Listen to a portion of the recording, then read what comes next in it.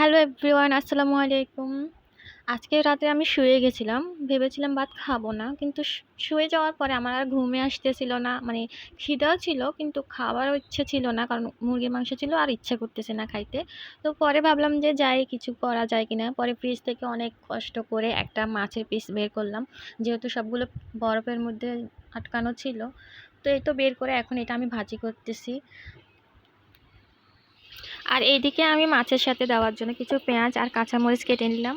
আর কাঁচামরিচগুলো কিন্তু ডিপ ফ্রিজেরে ছিল, যার কারণে একটু কালো কালো দেখাচ্ছে। তোমরা আবার ভেবো না যে এগুলো পচা কাঁচামরিচ। তো যাই হোক, এই তো এখানে আমি মাছটা ভেজে নিচ্ছি। এডিটিংয়ের একটু প্রবলেম হয়েছে, যার কারণে ভিডিওটা এরকম দেখাচ্ছে।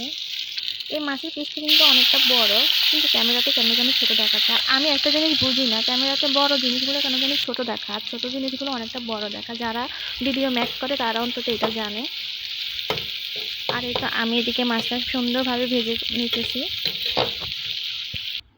ফাইনালি আমার মাছটা ভাজি করা শেষ। আর এখন আমি এই মাছটা দিয়ে ভাত খাবো। দেখুন দেখতে কতটা সুন্দর লোভনীয় লাগতেছে, তাই না?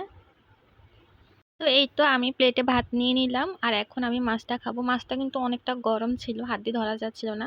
আমার আর তর সইতেছে না, মানে খাবো যেহেতু গরম গরম নিয়ে খেয়ে ফেলতেছি। ঠান্ডা হোক তার অপেক্ষা আর করতেছি না। আর চোখেও ঘুম ছিল, যেহেতু খেয়ে ঘুমাই যাব।